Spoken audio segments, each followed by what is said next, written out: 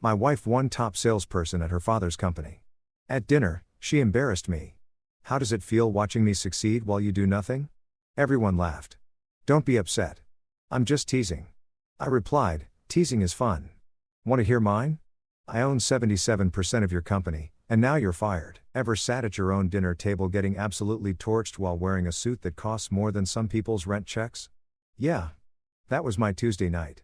There I was, stuffed into a $1,200 Tom Ford suit that fit like a second skin, holding a champagne flute full of something that honestly tasted like it came out of a cardboard box with a tap, watching my wife Isabelle soak up the spotlight over her latest so-called triumph, like she'd just split the atom or discovered electricity or something actually worth celebrating.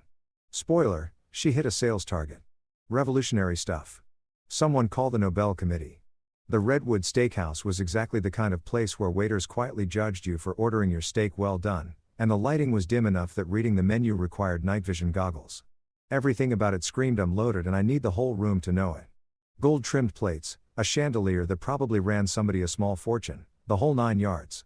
Isabelle had picked this place because apparently hitting a quota at her daddy's company warranted the kind of fanfare normally reserved for Oscar wins and medical breakthroughs. Isn't this just incredible? Isabelle practically shrieked, her voice cutting right through the ambient jazz that was really straining to sound classy. She was glowing, and not in the quiet, I'm proud of myself way. More like the everyone drop what you're doing and acknowledge me right now way. Her blonde hair was set in those flawless waves that required a whole crew of professionals and enough hairspray to do real damage to the atmosphere. Her dress was designer. I knew because she'd casually dropped the brand name roughly 47 times while getting ready. The table was stuffed with the usual crowd. Her father, Gerald Kinton, held court at the head of the table like some kind of boardroom monarch, his hairline retreating under the chandelier glow. He had that particular look you see on successful middle-aged men, the one that says I peaked somewhere around 1987 and I'm still coasting on it. Beside him sat Monica from accounting, whose entire personality was built around agreeing with whatever Isabelle said, and Trevor from marketing, who had this maddening habit of clapping at completely wrong moments, like he'd been stuck in a pep rally for 20 years. Miles, Isabelle grabbed my arm with a grip that looked affectionate and felt like a handcuff. Did you catch what Daddy just said? They're talking about making me regional director. That's wonderful, honey, I said, washing it down with a sip of disappointing champagne. I found myself wondering whether fancy restaurants did this on purpose, pour mediocre alcohol so the overpriced food seemed better by comparison. Some kind of psychological hustle disguised as fine dining. Talking about it? Gerald bellowed, the authority in his voice coming from a lifetime of never hearing no. She's already got it sewn up.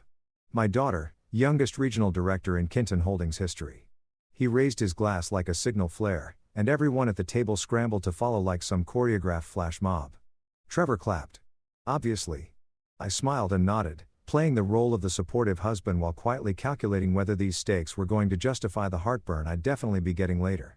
Isabelle launched into a full breakdown of her latest sales strategy, dropping words like synergy and paradigm shift with the confidence of someone who'd inhaled one too many TED Talks. Her colleagues leaned in like she was unlocking the secrets of the cosmos, when really she was just describing how she'd talked some clients into contracts they probably didn't need. The real key, she said, waving her champagne glass around in a way that made me nervous about the tablecloth, is understanding what's hurting the client and presenting yourself as the cure. It's not brain surgery, but not everyone has the natural instinct for it. She looked at me when she said that last part. That look. The one that meant, unlike certain people sitting right here who coast through life doing absolutely nothing. I'd seen that look so many times I could have painted it from memory. Miles, you must be so proud, Monica chimed in, her voice dripping with the kind of artificial sweetness that makes your molars ache. Having such an accomplished wife. Oh, I'm drowning in it, I replied flatly. Seriously considering constructing a shrine. Isabelle laughed, but there was an edge underneath it. He's kidding. But really, Miles has been incredibly supportive while I've been climbing. Haven't you, babe? The thing about loaded questions is they're landmines gift-wrapped in ribbon. No right answer exists. Agree too hard and you look pathetic.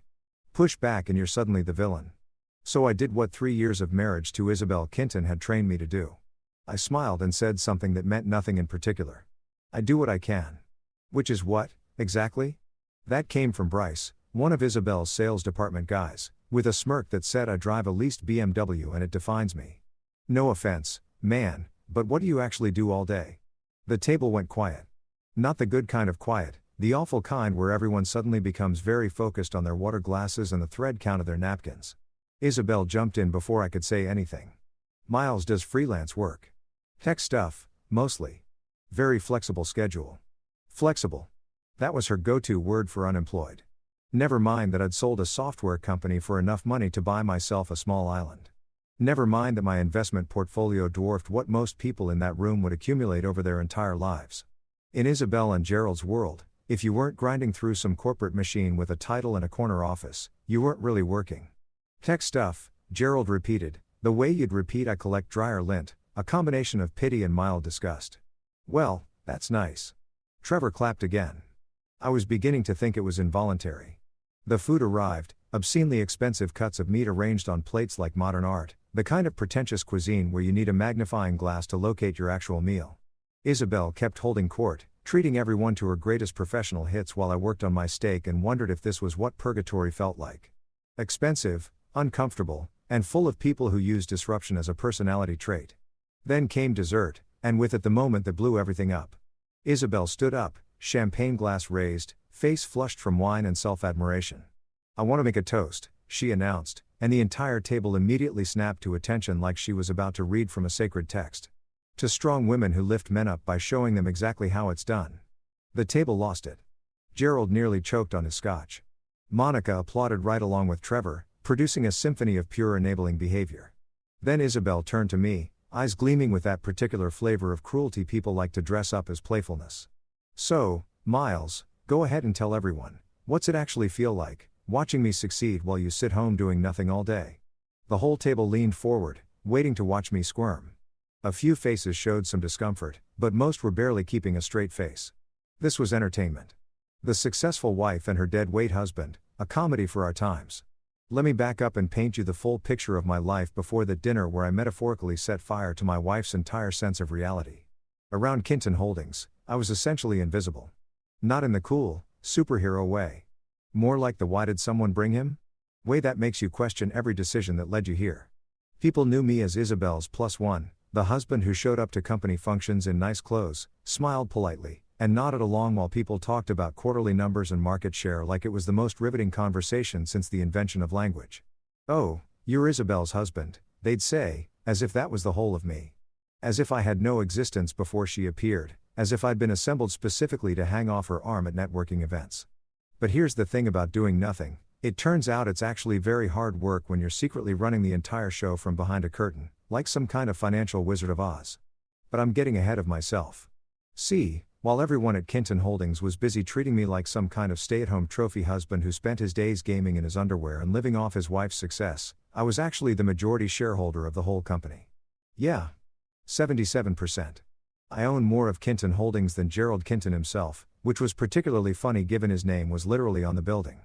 How did that happen? Grab something to snack on, because this story runs circles around anything on Netflix right now. It started when Gerald made some genuinely catastrophic investment decisions that would make a compulsive gambler look financially responsible. The man had been throwing company money at every trendy startup that showed up with a pitch deck, convinced he was going to become the next great venture capitalist. Blockchain dog walking apps.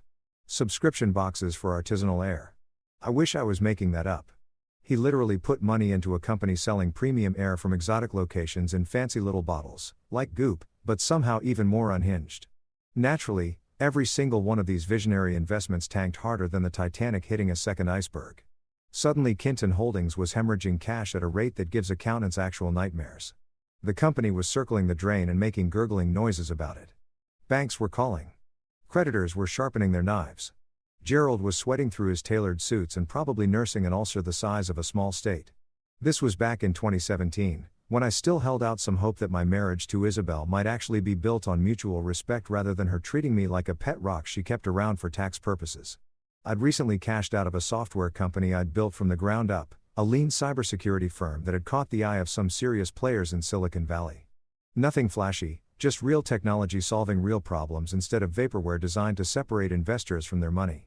The exit had left me comfortable enough to retire and maybe acquire a decent yacht, a substantial house, or enough therapy to process my in-laws for the rest of my natural life. But I wasn't the retiring type. And definitely not the yacht type. I was more the let's see where this goes type, which is probably the reason I ended up here in the first place. Gerald came to me one night, sweating and desperate, like a man who just realized the house was burning and his pants were still inside. He pulled me aside at some family dinner, probably one where Isabelle had spent 3 hours walking everyone through her latest career victory, and asked if we could speak privately. We ended up in his home office, which was styled like a movie set designed by someone whose entire vision of wealth came from 1980s thrillers: dark wood, leather chairs, those crystal decanters that nobody actually pours from but everyone owns. "Miles," he said, pouring himself a serious measure of scotch that probably cost more than my first car. "I need your help." Now, Gerald had never needed anything from me before. He'd made it abundantly clear over the years that he viewed me roughly the way you view a piece of furniture, technically there, occasionally functional, but not really worth a meaningful conversation. So hearing him admit he needed me was like watching a cat ask a mouse for directions. "What kind of help?" I asked, genuinely intrigued by what could make a man like Gerald Kinton humble himself enough to come to his underachieving son-in-law. That's when it all came out. The bad bets, the mounting debt, the creditors circling like sharks who'd caught a whiff of blood. Kinton Holdings was in serious trouble, the kind that ends with bankruptcy hearings and your name becoming shorthand for poor judgment. He needed a silent investor, someone who could inject enough capital to stabilize things while he figured out how to stop the bleeding. "I can't let this go public," he said, his voice cracking a little. "If the board finds out how bad it really is, they'll push me out. If our clients catch wind of it, they'll run. I need someone I trust. Family, who can help without making waves. Family." That was rich. This was a man who'd spent years treating me like a stray dog Isabelle had dragged home. But I'm not petty. Okay, I'm extremely petty. But I'm also a businessman. And I could smell an opportunity when it walked up and slapped me with a balance sheet. "What are you offering?" I asked. He offered shares. A lot of them. Controlling interest, actually, in exchange for enough cash to clear the immediate debts and keep the lights on while he restructured. He was desperate enough to hand over the keys to the kingdom to save it, probably assuming I'd be a passive investor who'd collect dividend checks and stay out of the way. I accepted. Obviously. But here's where it gets good. I didn't just become a shareholder. I became the shareholder, with majority control of the entire operation. And I did it through a chain of holding companies and shell corporations that made an offshore tax haven look like a simple Excel spreadsheet. That's where Priya came in. Priya Sharma was my accountant, and calling her just an accountant was like calling Michelangelo some guy who liked ceilings. This woman could make money move and reappear in entirely different places like she was doing card tricks with spreadsheets. She had more credentials than most people have names, and she approached tax law the way a chess grandmaster approaches a tournament, relentlessly, strategically, without mercy. "You want to own this company without anyone knowing you own it?" she asked when I laid it all out. That's basically my favorite thing in the world. She built a web of holding entities so layered and complex it made Russian nesting dolls look like a beginner's puzzle. LLCs stacked inside other LLCs, trusts holding shares through intermediary vehicles, the full package. On paper, the ownership structure of Kinton Holdings looked like a bunch of boring corporate names that meant nothing to anyone. My name appeared nowhere near the top. But I was there. Oh, I was absolutely there. 77% ownership, voting rights and everything. I could fire anyone, greenlight any major decision, veto anything I didn't like. I was running the show, except instead of strings, I had bylaws and shareholder agreements. And I pulled all of this off while Isabelle thought I was grinding through freelance coding gigs. Every time she asked what I was working on, I'd mumble something about debugging or algorithm optimization, and her eyes would go blank within about 4 seconds, like I'd started speaking ancient Sumerian. She had zero interest in what I actually did, which made the whole secret owner thing embarrassingly easy to maintain. The best part? Gerald knew I held the majority stake, but we'd structured the deal so he could still run day-to-day operations as long as the company stayed healthy. Staying out of the spotlight worked for everyone. No board meetings, no strategy sessions. Just a protected investment and a very, very patient game. All right, let's rewind back to 2017. A great year. People were still pretending fidget spinners were an investment vehicle and everyone thought crypto was about to replace cash. It was also the year Gerald Kinton's financial empire came within inches of collapsing like a house of cards in a wind tunnel, and I quietly became the secret owner of his entire operation without a single person noticing. Picture this, Tuesday afternoon in March. I'm sitting in my home office, which was really just the spare bedroom Isabelle had grudgingly let me convert into a workspace, on the condition I kept it presentable in case company came over. My phone rings. Unknown number. Normally I'd let it go to voicemail, Because the only calls from unknown numbers are either scam robots telling me my car's extended warranty is dying or other robots with strong opinions about my student loans. But something made me pick this one up. Miles Brooks, I said, leaning back in my chair. Miles, it's Gerald. His voice sounded like he'd been gargling gravel soaked in anxiety. We need to meet in person today if you can manage it. Now, Gerald didn't do spontaneous. This man had his schedule locked down 3 days in advance and probably ran his morning coffee on a flow chart. Hearing him sound frantic and disorganized was like watching a penguin suddenly take flight, theoretically possible, but genuinely unsettling. Sure, I said, glancing at my calendar, which was, let's be real, completely empty. Come to my office. 6 o'clock. And Miles, he paused. Don't mention this to Isabelle. Oh. Now that was interesting. Gerald never kept anything from his daughter. She was his golden child, his protégé, the one who could do no wrong even when she did everything wrong. If he was cutting her out, something had truly broken. I showed up at Kinton Holdings headquarters at exactly 6, wearing jeans and a button-down, because I'd long since figured out that dressing too formally made people nervous while dressing too casually made them dismissive. The building was one of those modern glass stacks that looked like someone had piled transparent boxes on top of each other and called it innovation. Very look how forward-thinking we are while being completely generic. The receptionist, a young guy named Marcus who permanently looked like he'd rather be anywhere else on earth, barely glanced up as I walked through. Mr. Kinton's expecting you. Top floor. The elevator ride gave me time to wonder what fresh disaster I was walking into. Maybe Gerald wanted to float another one of his brilliant investment ideas. Maybe he was finally going to treat me like a person instead of his daughter's questionable life decision. Maybe aliens had made contact and he needed a tech guy to translate. Probably not that last one. Gerald's office was larger than my first apartment and furnished like a museum exhibit on the history of conspicuous wealth. The mahogany desk alone probably cost more than a luxury car, and the view stretched over the whole city like he was some corporate deity surveying his domain. Except his domain was currently on fire, financially speaking. He wasn't alone. Sitting across from his desk was a woman I'd never seen before. Mid-50s, steel gray hair and a sharp bob, a pantsuit that communicated I will dismantle you in court and enjoy every second of it. She had a leather briefcase open across her lap and the expression of someone who'd heard every excuse ever invented and wasn't impressed by any of them. Miles, this is Patricia Thornton, Gerald said, gesturing to her like he was introducing me to something genuinely ominous. She's our corporate attorney and she's going to walk you through the situation. Patricia looked me over with the kind of assessment normally reserved for livestock at auction. Mr. Brooks, Gerald tells me you recently sold a software company for a significant sum. Define significant, I said, dropping into one of the unnecessarily grand chairs. 7 figures, possibly 8. Her tone made it clear she already had the exact number memorized to the penny. Let's say I came out ahead, I replied, not interested in giving away information for nothing. She opened the briefcase and pulled out a folder thick enough to cause actual harm if thrown with enough force. Kinton Holdings is in financial distress. Severe distress. Mr. Kinton pursued several high-risk investments over the past 18 months that not only failed to generate returns but produced significant losses. How significant are we talking? I asked, though the shape of things was already coming into focus. 23 million, Gerald said it the way you'd confess something at a confessional. Give or take. I fought the urge to choke on my own surprise. 23 million. That wasn't a bad investment. That was a catastrophic collapse of judgment, the kind that usually comes with legal consequences. Good Lord, Gerald, I said. What exactly did you invest in? ICE futures for penguins? Various ventures, Patricia cut in smoothly. Blockchain applications, emerging market funds, several tech startups promising to revolutionize everything. The way she said revolutionize everything was exactly how most people say horse manure. Let me guess, I said. They didn't actually revolutionize anything except your cash reserves. Gerald had the basic decency to look embarrassed.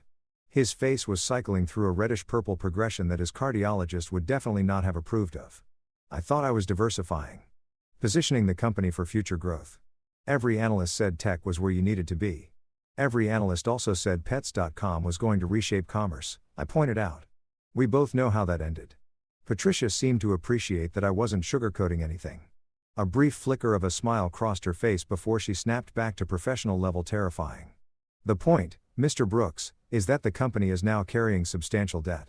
We've managed to keep it quiet so far, but creditors are escalating. If word gets out, clients will panic, staff will bolt, and the whole operation implodes. And you're looking for me to do what exactly? I asked, though I was pretty sure I already knew. Save it, Gerald said flatly. I need someone I trust to inject capital and absorb the debt. Someone who won't go running to the board or the press and turn this into a circus. Someone like family, Patricia added. Her tone suggested she found the entire plan somewhere between questionable and genuinely reckless. I leaned back and acted like I was thinking it over, while my brain was already doing backflips and mapping out scenarios. This was an opportunity delivered to my doorstep with a bow on it. Gerald was desperate enough to offer me whatever I wanted, which meant I could negotiate from a position of strength for what might be the first time in our entire relationship. What's in it for me? I asked. Shares, Gerald said quickly. Substantial equity in the company. We can hammer out the specifics, but we're talking a meaningful ownership stake. How meaningful? He exchanged a glance with Patricia, who looked like she had objections but knew better than to voice them right now. Controlling interest. Majority stake. Enough to make this genuinely worth your time. I let that sit in the air for a moment, watching Gerald squirm in his $1,000 chair. This man, who'd spent years treating me like I was barely qualified to carry his daughter's purse, was now offering me control of his life's work. The irony was thick enough to slice and serve. I want 77%, I said. Patricia actually let out an audible gasp. Gerald turned a purple that was probably medically inadvisable. 77? Miles, that's not just controlling interest. That's total ownership. You're right, I agreed, perfectly cheerful about it. It is. But here's the reality, Gerald, you need me significantly more than I need you. I could walk out that door right now and go buy a house in Malibu. You, on the other hand, are about 3 months away from bankruptcy hearings and your name becoming synonymous with everything not to do in business. So yes, 77%. Take it or leave it. The silence that followed was exquisite. Patricia was looking at me with something approaching genuine respect. Gerald was running calculations that probably involved creative accounting and prayer. One more condition, I added. This stays completely quiet. My name doesn't appear anywhere near the public records. We structure this through holding companies, trusts, whatever it takes. As far as anyone's concerned, especially Isabelle, I'm still just the guy who does freelance coding. Why? Gerald asked, genuinely baffled. I smiled. Let's just say I prefer operating off the radar. It's a lot more fun that way. Living with Isabelle Kinton was like being permanently cast as the before photo in an infomercial where she was the miraculous product that fixed everything, except in this version, the product never stopped reminding you how broken you were and how fortunate you should feel that it even shared a room with you. Picture a typical Tuesday evening in the Brooks Kinton household. Yes, she used the hyphenated name, but only for herself. I was just Brooks, straight and simple, because apparently adding Kinton to my name would dilute her brand somehow. I'd be on our overpriced couch, the one she'd insisted we buy from some boutique furniture shop where the staff dressed entirely in black and made you feel personally responsible for climate change if you dared ask about the price, trying to read or watch something mindless on TV. Then Isabelle would come home from work, and it was like someone had hit a switch labeled Activate Full Narcissism. Babe, you will not believe what happened today, she'd announce, dropping her designer bag on the counter with the kind of dramatic flair normally reserved for stage productions. She wouldn't wait for me to respond. That would require acknowledging I might have thoughts worth hearing. I landed the Henderson account. Do you understand how long people have been chasing Henderson? 2 years. 2 years. And I did it in 3 meetings. That's great, honey, I'd say, marking my page and resigning myself to another evening of the Isabelle show. Great? Miles, it's career defining. It's legendary. Marcus from sales actually cried when he heard the news. Actual tears. Running down his actual face. She'd pour herself a glass of wine. Always white, always expensive, always sourced from some vineyard she'd discovered at a team building retreat that was really just a structured excuse to drink in Napa. Meanwhile, what did you get up to today? Let me guess, you worked on another coding project that will never actually launch. There it was. The little jab wrapped in a smile and a head tilt that was meant to look fond but landed more like a cobra measuring up a mouse. These little cuts were her specialty, tiny wounds dressed up as concern or teasing, designed to keep me aware of exactly where I stood in the household hierarchy. Something like that, I'd say, because explaining that I'd actually spent the day reviewing quarterly reports from the company she worked for, the company I secretly owned, would have broken the beautiful spell of the whole thing. You know what you should really think about? She'd continue, settling onto the couch beside me but somehow still managing to seem like she was standing on an elevated platform. You should talk to Daddy about getting something at Kinton Holdings. I'm sure we could find a spot for you. Maybe in IT, you're decent with computers, right? The fact that after 3 years of marriage she could still reduce my entire professional history to decent with computers was both genuinely insulting and deeply funny. It was like calling a neurosurgeon pretty handy with sharp objects. I appreciate that, I'd say. But I'm good doing my own thing. Your own thing, she'd echo, with the tone someone uses when you've told them you're pursuing competitive thumb wrestling as a career. Miles, at some point you have to build something real. An actual career, not just freelance work scattered here and there. Don't you want to actually succeed at something? This was her favorite subject, my apparent lack of ambition. Never mind that I'd built and sold a software company currently running inside 3 Fortune 500 organizations. Never mind that my scattered freelance work had generated more wealth than most people see in multiple lifetimes. In Isabelle's universe, success was measured in direct reports and the size of the font on your business card. I am successful, I'd point out, knowing full well it was pointless. I mean, like me, babe. She'd give my leg a patronizing little pat that made me want to upend her wine glass onto the expensive couch just to watch the chaos unfold. I'm not trying to be harsh. I just want you to reach your potential. Not everybody is built to be a high achiever, that's fine. But you could at least try to do something with your life. The irony was so rich I could taste it. Here was Isabelle giving me a lecture on ambition and achievement while every dollar of her prized salary technically came from me. The company she worked for, I owned it. The bonuses she bragged about, funded by my capital. The corner office she loved, I could convert it into a ball pit if I felt like it. But I never said a word. I just smiled and nodded and let her believe she was the one keeping our household afloat. Dinner conversations were their own special category of painful. Isabelle had this habit of turning every meal into a TED talk about her latest professional conquest. She'd narrate every meeting, every email, every micro decision like she was recording the director's commentary on her own biopic. So then I told the client, she'd say, gesturing with her fork in ways that made me concerned for the walls, that if they wanted real market penetration, not the watered-down version their last vendor was giving them, they'd have to commit to our process. And guess what? They signed a 3-year contract on the spot. Market penetration, I'd repeat, working hard not to laugh at how seriously she took jargon that sounded like it came from corporate Mad Libs. It's about reading the landscape, Miles. Positioning yourself as irreplaceable, crafting value propositions that actually land with stakeholder priorities. She'd look at me with the patience of a teacher waiting for the slow kid to grasp basic math. Does that make sense to you? Every word, I'd lie, sipping my water and wondering if purgatory felt like this. Her father wasn't much of an improvement. Gerald called at least twice a week, and every conversation somehow looped back around to Isabelle's accomplishments and my apparent lack of any. Miles, my boy, he'd boom through the phone speaker, because Isabelle always put him on speaker whether I wanted that or not. You should swing by the office sometime. See how an actual company runs. Might spark some ideas for your little projects. My little projects. Sure. The projects that were currently the only reason his company still had lights to keep on. The worst stretch was watching Isabelle with her colleagues at company functions. I'd get dragged along to happy hours and networking events, hovering awkwardly near the bar while Isabelle held court like she was a visiting dignitary. Her co-workers would orbit around her, laughing a beat too loud at her average jokes and nodding along with her most basic observations like she'd just figured out how gravity worked. Isabelle, that insight on client retention is genuinely brilliant, Monica from accounting would gush, eyes wide with manufactured wonder. Oh, it's really just common sense, Isabelle would reply with a false modesty that convinced absolutely no one. You have to think strategically about managing relationships. Meanwhile, I'd be off to the side, holding a beer and trying to reconstruct the series of decisions that had brought me to this exact moment. Sometimes people acknowledged my existence with strained small talk. So Miles, Trevor from marketing once asked me, halfway through his third craft IPA, what's it actually like being married to someone that driven? Like living with a hurricane, I answered honestly. Loud, destructive, and you never quite know when or where it's going to hit. He laughed like I was being charming. I wasn't. But here's what that bizarre double life gave me, perspective. While Isabelle was busy climbing her ladder and measuring her worth in quarterly bonuses and sales rankings, I was playing an entirely different game.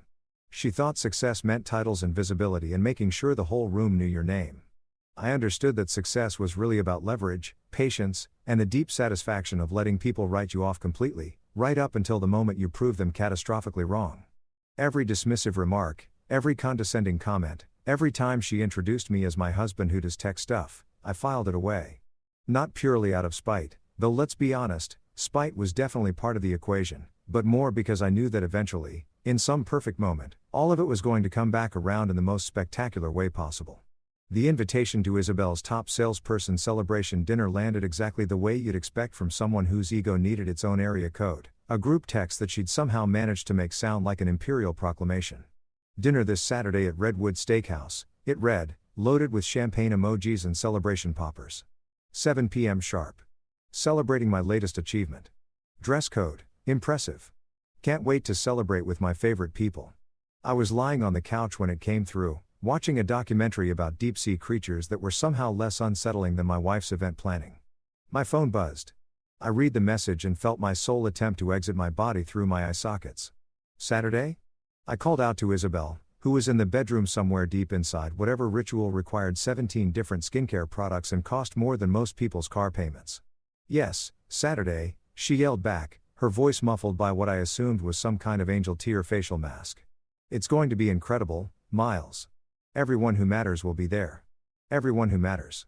Isabelle, speak for everyone who can witness my greatness and validate my existence. The guest list, which arrived in a follow-up text, read like a greatest hits compilation of people I'd strongly prefer to avoid. Her father Gerald. Monica from accounting, who laughed at every Isabelle utterance like she was auditioning for a sitcom laugh track.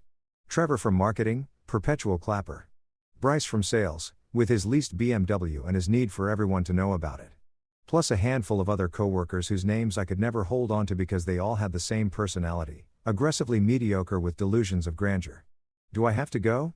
I asked, already knowing the answer but feeling obligated to at least attempt escape. Isabelle appeared from the bedroom, face covered in something green that made her look like she was auditioning for a swamp creature role. Of course you have to go. You're my husband. What would people think if you skipped it? Wouldn't want people thinking things, I said. Exactly. She completely missed my sarcasm, which was honestly our entire marriage summarized. And Miles, please try to actually engage tonight. Be supportive. Look interested in what people say, even if you're not. So basically, lie with my face. It's called being sociable, babe. You should try it sometime. The week leading up to dinner felt like watching someone plan their own coronation. Isabelle spent hours agonizing over outfits, cycling through at least 15 dresses and soliciting my opinion on each one, then ignoring everything I said and picking something else entirely. She called the restaurant multiple times to confirm, adjust, and add people to the reservation. This is a really big deal, Miles, she said on Friday night, lying in bed scrolling her phone through what I assumed were articles on how to become even more insufferable. Top salesperson isn't just a title. It's a declaration.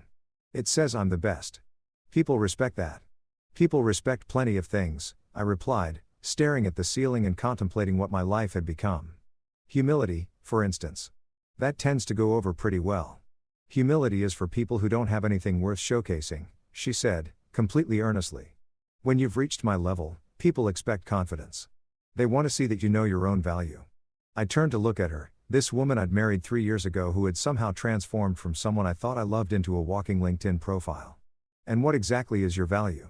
More than most people, she answered without even a beat of hesitation. That's what tomorrow is about, Miles. Showing everyone that I've arrived. That I'm someone who counts. Saturday arrived with all the charm of an overdue dentist appointment. I spent the morning working out, not because I'm obsessive about fitness, but because hitting a heavy bag provides a kind of catharsis when you can't actually hit people.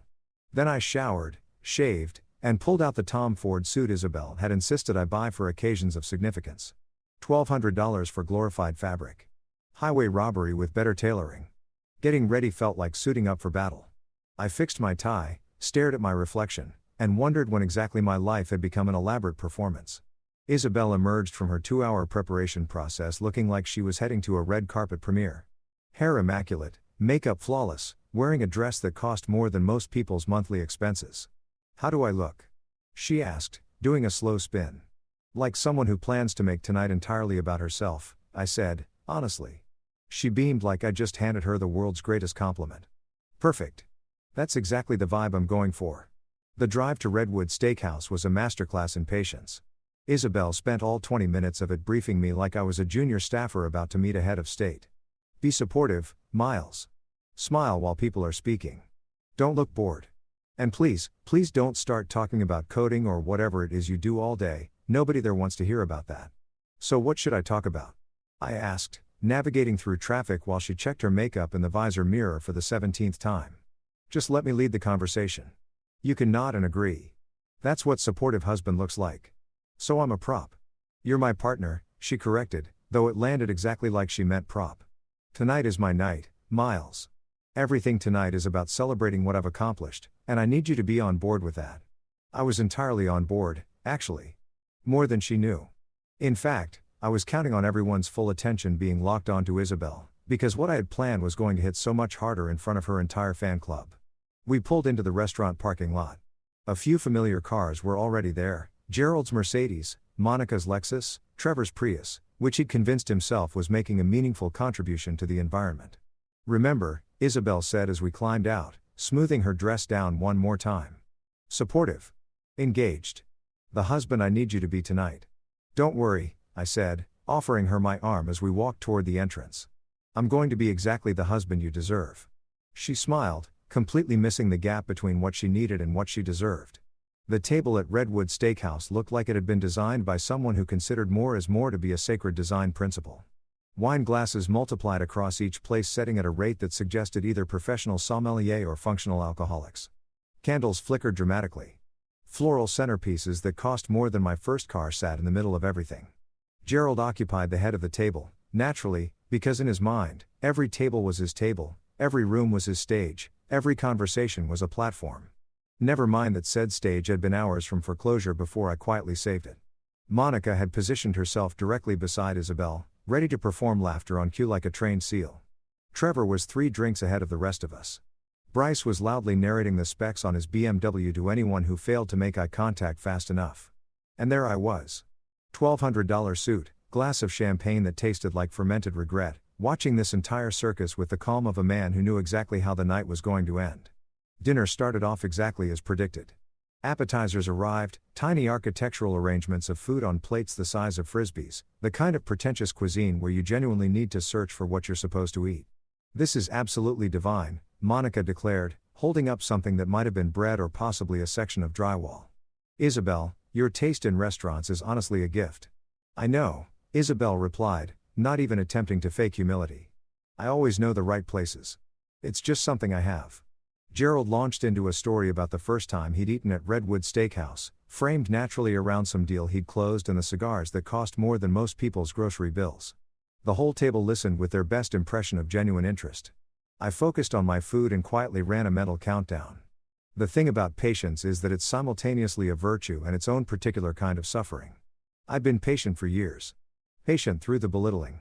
Patient through Gerald treating me like sentient furniture. Patient through an entire company assuming I was some kind of unemployed hanger-on riding his wife's coattails. Tonight, that patience was finally going to pay out some dividends. Literally. The main course arrived with the ceremony of a royal birth.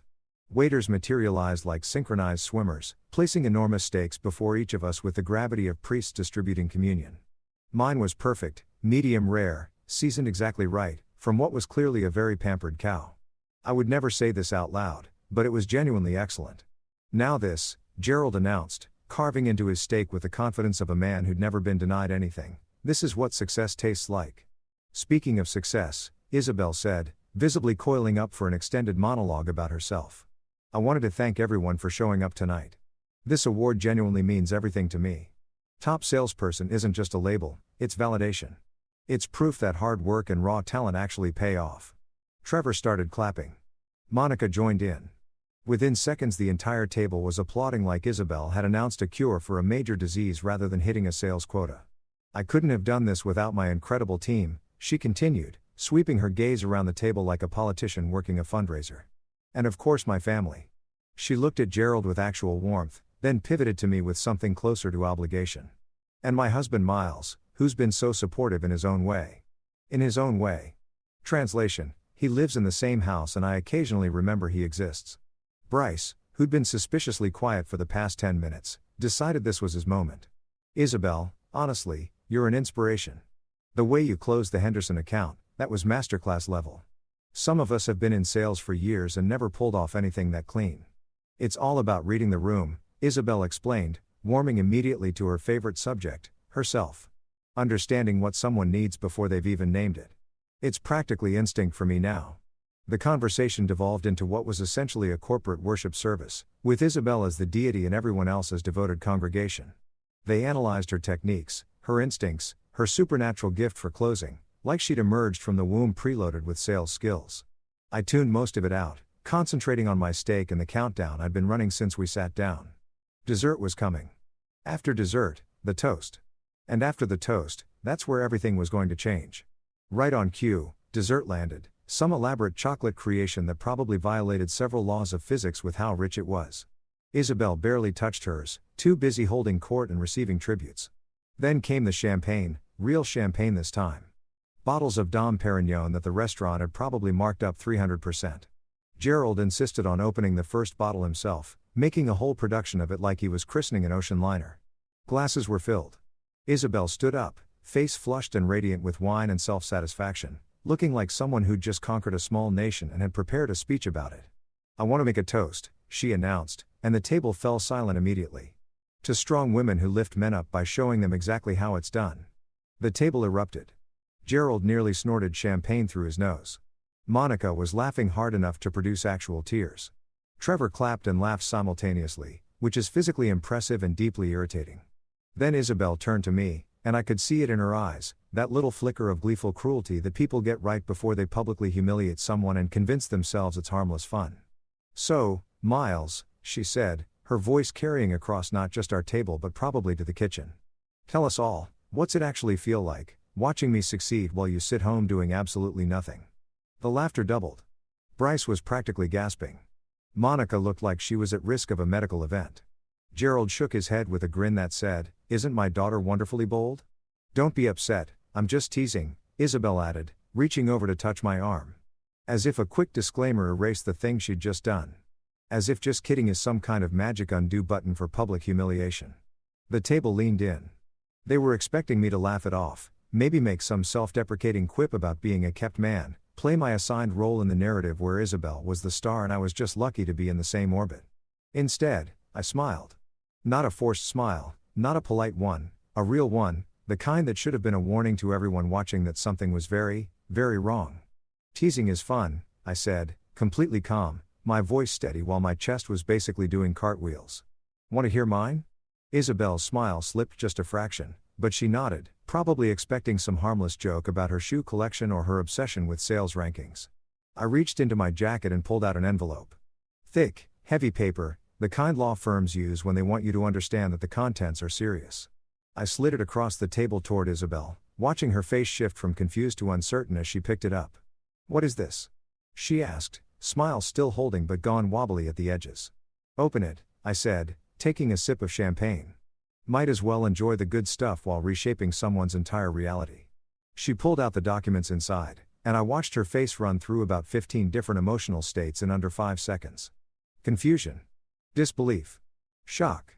Horror. And finally landing somewhere that looked like her soul was trying to evacuate through her eye sockets. "I own 77% of Kinton Holdings," I said, conversationally, the way you'd comment on the weather or mention that you like the bread. "Which means I own this company." "Your company. Your father's company. And effective immediately, Isabelle Kinton, you're fired." You could have heard a pin drop in space. The silence was so complete, so total, that even the candles seemed to stop moving. Every face at the table had locked into some version of shock. Mouths hanging open. Eyes wide. Champagne glasses frozen halfway to lips. Monica looked like someone had just informed her that Santa wasn't real. Trevor had finally, mercifully, stopped clapping. Bryce's signature smirk had melted clean off his face like wax on a hot plate. And Gerald? Gerald looked like he was watching his entire world come apart in slow motion. But Isabelle's face, that was the masterpiece. That was 3 years of condescension, 3 years of being made to feel like nothing, 3 years of having my existence treated like a punchline, all of it crashing down in one perfect wave of realization. "You," she started, but nothing followed. I stood up, straightened my $1,200 suit, and smiled at the table. "Thanks for dinner, everyone. The steak was genuinely exceptional. 5 stars. Highly recommend." The thing about detonating a bomb in the middle of a fine dining establishment is that the shockwave takes a second to arrive. For about 3 full seconds after I announced my ownership and Isabelle's termination, nobody moved. It was like someone had hit pause on reality, everyone frozen in this stunning tableau of collective disbelief. Then reality unpaused and everything fell apart at once.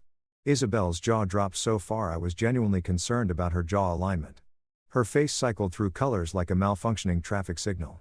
Red, white, purple, back to red. The documents were still trembling in her hands, and she was staring at them like they were written in ancient script rather than plain legal English. She stammered, and I'd never heard her stammer before. Isabelle was always sharp, always loaded with a comeback or a cutting observation.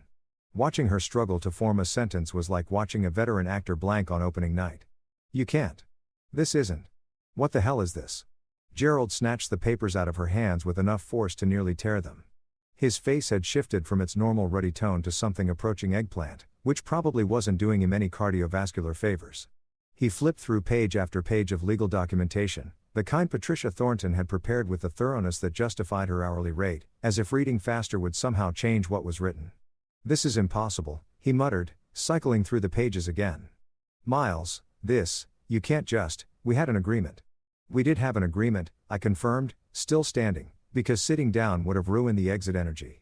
An agreement where I purchased 77% of your company in exchange for pulling it back from the edge of bankruptcy. Remember that Tuesday in 2017 in your office? You were sweating through a suit worth more than most people make in a month. Monica had both hands over her mouth, as if physically holding in a scream.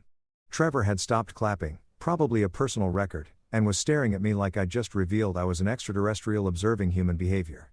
Bryce kept switching his gaze between his phone and the documents in Gerald's hands, visibly calculating whether this affected his BMW lease. But you said, Isabelle's voice cracked, and for the first time since I'd known her, she sounded genuinely fragile rather than strategically emotional. You told me you were doing freelance coding. You said you were working on small projects. I was working on a project, I replied, savoring every syllable more than I'd savored anything in recent memory. A pretty significant one, actually. It was called secretly owning the company my wife works for while she spends 3 years treating me like an unemployed loser. Very fulfilling work. Deeply satisfying on a personal level. Miles, you cannot fire my daughter. Gerald shot to his feet so fast his chair tipped backward and crashed to the floor with a bang loud enough to turn every head in the restaurant. We were officially the table now, the live dinner theater everyone else was watching over their overpriced steaks. This is absurd. This is. Patricia signed off on all of this, I said. Patricia did more than sign off, she structured the whole thing. Remarkable woman. You should give her a raise. Oh, I suppose that's actually my call now, isn't it? A waiter approached with the nervous energy of someone trying to decide between calling security and letting this play out organically. Is everything all right over here? Everything is completely fine, I assured him. Just a small family conversation about corporate ownership and employment restructuring. Nothing to worry about. Though I will need a box for the rest of my steak. And definitely the creme brulee, not leaving that behind.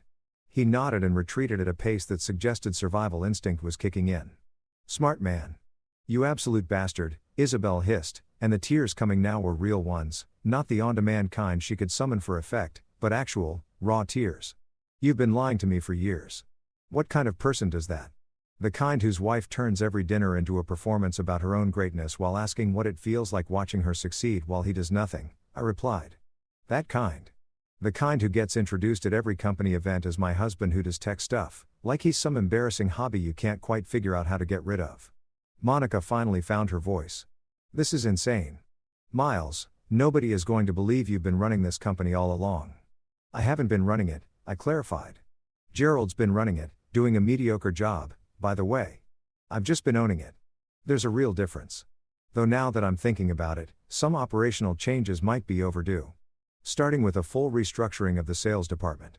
Trevor made a noise like a small distressed animal. Bryce had gone the color of uncooked dough, probably realizing his BMW bragging rights might have an expiration date if I decided to clean house.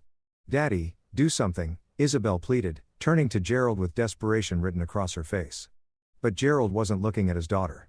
He was looking at me with an expression that combined fury, humiliation, and something that was grudgingly close to respect. You planned all of this, he said slowly. The whole thing. You've been planning this for years. Planning is a strong word, I said. I prefer patiently waiting for exactly the right moment, and by the way, thank you, Isabelle, for delivering it so perfectly tonight. That little toast about watching you succeed while I do nothing? Chef's kiss. Couldn't have written it better if I'd tried. I'll sue you, Isabelle threatened, though her voice had lost its conviction. I'll take you for everything. Divorce, litigation, I will destroy you. With what resources? I asked, reasonably. You just got terminated. And our prenup, the one you insisted on, by the way, because you were so concerned I'd try to claim your family's wealth, does a very thorough job of protecting my assets. Patricia reviewed it. Airtight. Great work, truly. The color drained from Isabelle's face as the memory of that prenup settled in, the one she'd presented with such smugness before the wedding, protecting her family fortune from her underachieving husband. The irony was so stunning it deserved to be framed and hung on a wall. This is corporate aggression, Gerald blustered, though he deflated considerably. I'll call an emergency board meeting. We'll challenge this. You can't just walk in and. The board answers to the majority shareholder, I interrupted. That's me. I basically am the board at this point. Or at minimum, I control enough votes that your emergency meeting would be very short and very disappointing. I picked up my champagne glass, drained it, and set it down with a satisfying ring against the table. Now, if everyone will excuse me, I have a lovely evening ahead. The city's beautiful this time of night. Maybe I'll walk a bit, enjoy the fresh air and my newly activated corporate authority, think about which other employees have spent the last few years being insufferable. Miles, wait. Isabelle stood up and reached for my arm. For just a second, one brief second, I almost felt something. Almost. Then I remembered every cutting remark, every dismissive introduction, every time she'd made herself bigger by making me smaller. Don't touch me, I said quietly, stepping back. You wanted to know what it feels like watching someone succeed. Now you get to find out what it feels like watching your world unravel. Sit with that. I hear it builds character. I turned and walked toward the exit, leaving behind a table of people whose entire map of reality had just been redrawn. The waiter appeared near the door with a bag containing my leftover steak and creme brulee. Bless him entirely. I took it, pressed a $100 bill into his hand, because none of this was his fault and he'd just witnessed the most uncomfortably eventful shift of his serving career, and walked out into the night. The cool air hit me like grace. Behind me, through the restaurant windows, I could see our table in full meltdown. Isabelle crying, Gerald yelling, Monica looking like she might actually faint, Trevor probably reconsidering whether clapping would help. My phone started buzzing before I reached the car. Isabelle calling, declined. Gerald calling, declined. Unknown number, declined. By the time I got home, there were 20 missed calls and a voicemail from Isabelle that was split evenly between sobbing and fury. I listened to it while eating my leftover steak, which somehow tasted even better cold with the sound of consequences finally catching up to 3 years of being treated like garbage. You're a monster, her voice came through the phone, thick and broken. How could you do this to me? To us? Everything I built, everything I worked for. I deleted it before she finished. Everything she'd built had been constructed on a foundation I'd paid for with money she didn't know I had, while she spent every day reminding me how little I'd accomplished. The creme brulee was outstanding, by the way. 5 stars. Would absolutely recommend. Waking up the morning after you've publicly humiliated your wife and strategically demolished her entire professional identity probably should have felt worse than it did. Maybe I was supposed to be lying awake in a spiral of guilt and regret. Instead, I woke up feeling like I'd just slept for 12 straight hours in the best hotel bed of my life, which probably says something unflattering about my character. But I was at peace with that. The first signal that my life had fundamentally shifted came when I opened my front door to get the newspaper. Yes, I still get an actual physical newspaper, because apparently I am emotionally 80 years old, and found a man with a camera standing on my lawn like that was a perfectly reasonable place to be at 7 in the morning. Mr. Brooks, he called out, raising his camera like he was documenting a celebrity sighting rather than photographing a guy in pajama pants and a college t-shirt that had survived better eras. Can you comment on your hostile takeover of Kinton Holdings? Hostile takeover?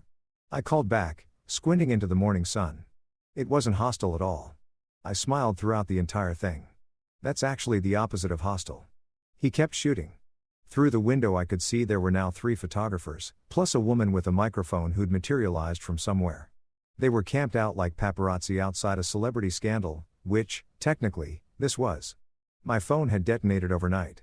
Text messages from numbers I'd never seen. Emails from business journalists. LinkedIn requests from people who presumably wanted to write pieces about the silent shareholder, which was, apparently, what the business media had started calling me. I made coffee, opened my laptop, and looked up what the internet had decided about my life. The first article I found was on a tech business blog. The headline, Silent Shareholder Reveals Majority Stake in Stunning Dinner Revelation. Stunning Dinner Revelation. Written like I'd announced the coming of a messiah rather than just firing my wife in front of her father and coworkers. The article itself was entertaining, though. Some journalist had gotten the story from someone at the dinner, probably within minutes of me walking out, and had written this breathless piece about corporate intrigue and hidden ownership structures. I made the mistake of scrolling the comments section, as one does. This is the most unhinged thing I've ever read. Imagine getting roasted by your own wife and then casually firing her in front of everyone. This person is a legend. Someone call Netflix. This is a series. By mid-morning the articles had multiplied. Who is Miles Brooks? The man behind Kinton Holdings. From silent partner to majority shareholder, an unlikely story. The best part was watching Isabelle try to control the narrative. She'd posted on LinkedIn, of course she had, something that was equal parts damage control and creative revisionism. Recent developments in my family life have led to some unexpected shifts in my professional path, she'd written. While I'm no longer with Kinton Holdings, I'm excited to explore what comes next. Sometimes change, even when it's hard, opens doors we didn't know were there. 300 comments, mostly variations of what happened? And are you okay? With a handful of sharper ones like karma really does move in mysterious ways. She was framing getting fired by her secretly wealthy husband as some kind of empowering career pivot, which was honestly impressive in its audacity. My phone rang. Patricia Thornton. You've made quite a spectacle, she said, the amusement audible underneath the professional tone. There are reporters outside my office asking about the acquisition structure. My assistant has had to learn 17 variations of no comment in a single morning. My apologies for that, I said, not particularly sorry at all. Probably should have warned you about the timing. The timing was actually perfect. Brutal, but perfect. She paused. I assume you're already thinking about restructuring. How did you know? Because you're not the kind of person who fires his wife in a restaurant just for the drama of it. You have a plan. What is it? I liked Patricia. Sharp, efficient, no time wasted pretending business was anything other than chess with better clothes. I want a clean operation, I told her. Starting with a new CEO, someone who actually knows how to run a company instead of playing golf and betting on artisanal air startups. Do you have someone specific in mind? Tara Lane. A pause. Tara Lane from Meridian Solutions? The one who restructured an entire department before her first lunch break? That's exactly the one. Relentless, efficient, and genuinely allergic to incompetence. Exactly what this company needs. She'll cost you, Patricia warned. Her terms are going to be significant. I own 77% of a multi-million-dollar company, I said. I think I can cover significant. By noon, the photographers outside had grown to 6, plus 2 news vans.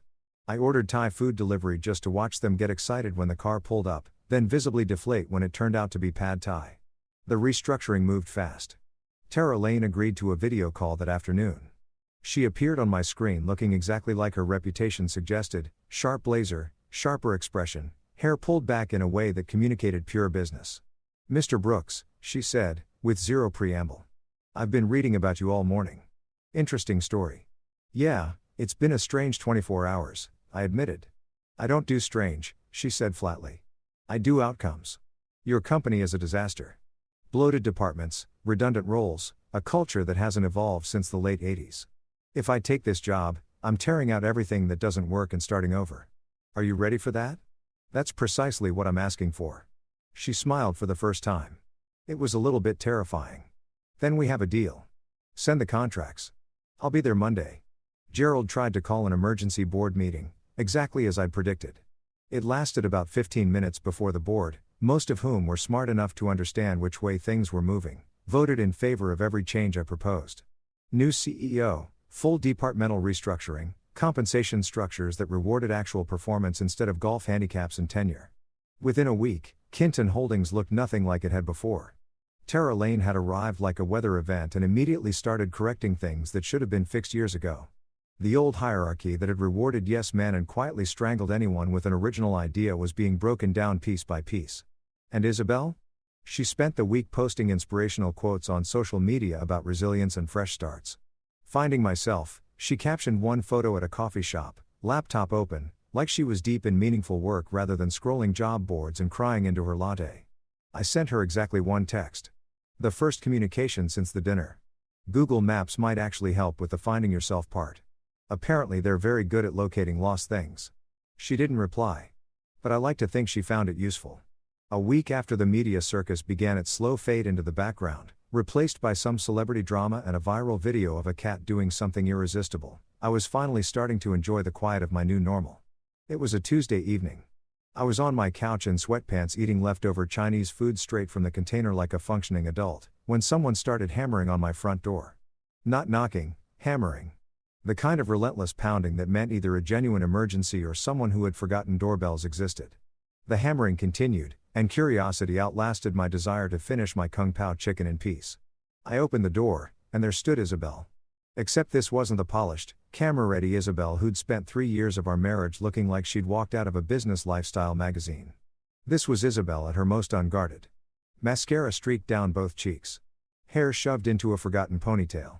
Wearing yoga pants and an oversized sweatshirt that I was fairly certain used to be mine. "Miles," she said, and her voice fractured immediately.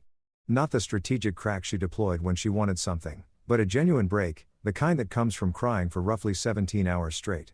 "Isabelle," I replied, still holding my Chinese food. "You look terrible. Can I come in?" She dragged her sleeve across her face, making the mascara situation considerably worse. Every rational instinct I had said close the door, go back to the Kung Pao chicken, and watch the submarine documentary you paused. But there was something different about her, something that made her seem less like the woman who'd spent years diminishing me and more like an actual human being moving through something genuinely painful. "Fine," I said, stepping aside. "But if you touch my Chinese food, we're done talking." She walked in slowly, taking in the apartment like she was seeing it properly for the first time. "I made a mistake," she said, standing in the middle of my living room like she wasn't sure she had permission to sit. "Which one?" I asked, settling back onto the couch with my food. "There have been several recently." "Be specific." "Mocking you at the dinner. In front of everyone." She crossed her arms around herself. "I didn't know, Miles. I genuinely had no idea you owned the company. If I had known."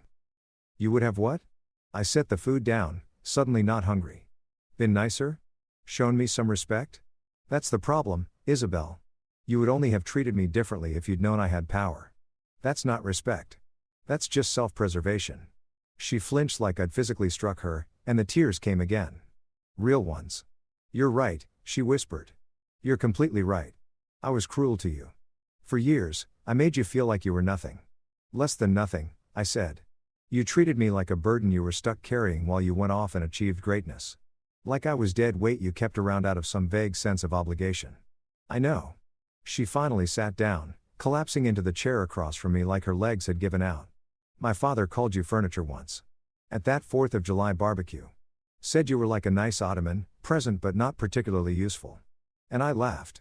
I remembered. I'd been standing right there with a plate of potato salad, pretending I hadn't heard it, while Gerald and Isabelle had their little bonding moment at my expense. "That's what pride does," I said, leaning back into the cushions. "It makes you loud and blind. Like karaoke at a funeral. You were so consumed with performing your own success, proving to every room how remarkable you were, that you never stopped to notice who you were stepping on to get there." "I'm sorry," she said. And for once in our entire shared history, it rang true. "I know that doesn't fix it. I know I destroyed what we had. But I needed you to know that I see it now. I see what I did. What I turned into." We sat in silence for a moment. The submarine documentary was still murmuring in the background, something about torpedo engineering that felt wildly out of place for this particular conversation. "Are you asking for forgiveness?" I said finally. She looked up at me, mascara streaked and unguarded in a way I'd genuinely never seen. "I don't know if I've earned it." "You probably haven't," I agreed. "But that's not really the question. The question is whether I'm in a place to give it. Are you?"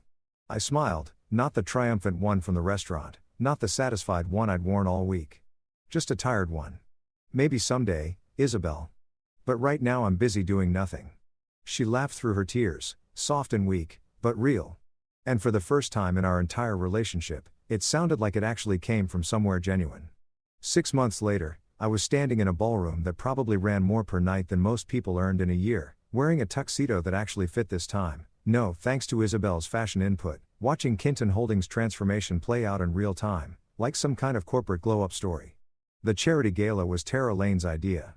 Community engagement, she'd called it, corporate shorthand for let's throw an expensive party, invite wealthy people, and talk them into donating money to good causes while they eat overpriced food. And honestly, it was working. The event had raised over $2 million for local education programs, and nobody had needed to be threatened to make it happen. The company itself had undergone a transformation that would make a butterfly look under-ambitious. Tara had gutted every toxic corner, replaced the old guard with people who actually knew their jobs, and installed a merit-based system that rewarded results instead of political maneuvering. Profits were up 23%. Employee morale had gone through the roof. Gerald still held his 23% and still showed up to board meetings to grumble about newfangled approaches like he was some kind of fossilized executive. But his objections carried about as much weight as a protest sign made of wet tissue paper. The board had seen the numbers, recognized that Tara's leadership was working, and essentially told Gerald to sit down and cash his dividend checks. Isabelle had landed somewhere. She'd taken a position at a competing firm and was doing reasonably well by all accounts.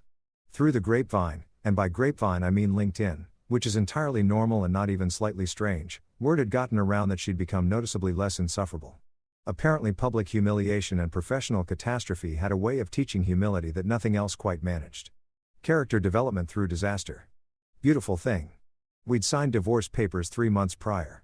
It had been surprisingly civil, largely because the prenup she'd insisted on made the whole thing clean and uncomplicated. She kept her dignity, whatever remained of it. I kept essentially everything else. Patricia had described it as the smoothest divorce settlement I've ever processed, which felt like the kind of achievement worth noting.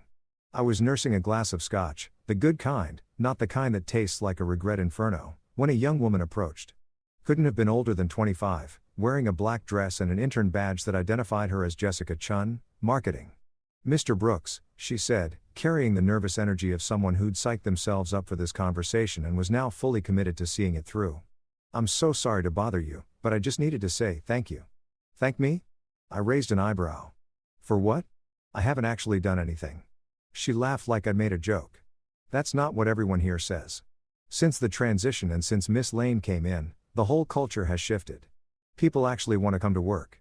There are mentorship programs, real training, genuine development paths, and nobody's getting promoted just because they have the right golf buddy." "That's all Tara," I said, honestly.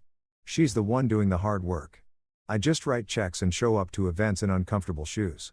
"But everyone talks about how you turned the whole thing around," Jessica pressed, eyes bright with the kind of earnest admiration that corporate life hasn't quite beaten out of her yet. "About how you saw what needed to change and actually made it happen. What's your secret?" I took a slow sip of scotch and thought about it. Around us, the gala hummed along, people laughing, networking, performing their roles in this elaborate theater of wealth and generosity. A string quartet floated something classical from the corner. "You want the real secret?" I said, leaning in just slightly like I was about to reveal something cosmic. "Stay quiet long enough that everyone underestimates you." She looked confused, like she'd been hoping for some distilled wisdom about disruption and synergy. "Not literally nothing," I clarified. "But people mix up noise with productivity. They think if you're not constantly broadcasting your achievements and making sure everyone knows how buried you are in important work, then you must not be doing anything. Meanwhile, the people actually getting things done are working quietly, building their position, waiting for exactly the right moment." Jessica nodded slowly, turning it over. "So it's really about patience." "Patience, and letting people reveal who they actually are," I said. "When you're underestimated, people stop performing for you. The mask comes down. You see exactly who they are, who deserves your trust, and who deserves to be fired in front of their entire social circle at an overpriced steakhouse." She laughed again, probably assuming I was being metaphorical. I was not. She drifted off to network, leaving me alone with my scotch and the view through the floor-to-ceiling windows, the city lights spread out like a constellation of possibilities. Somewhere out there, Isabelle was at her own company event, performing her rebuilt role as the reformed professional who'd learned something hard about humility. Gerald was probably home, privately seething about how his son-in-law had outplayed him at every turn. Monica and Trevor were somewhere, still clapping and laughing on cue for whoever came next. And I was here. Not the invisible husband anymore. Not the underestimated +1. Not the guy who supposedly did nothing while his wife conquered the corporate world. I was the majority shareholder. The one who'd played the longest game and walked away with everything. When I stepped out of that gala into the cool night air, the city felt different. Lighter, somehow, like I'd finally stepped out from behind someone else's shadow and into my own. They'd laughed at me for doing nothing. Dismissed me. Treated me like furniture that needed feeding. Now they work for the guy who does it best. And honestly, that felt pretty damn good.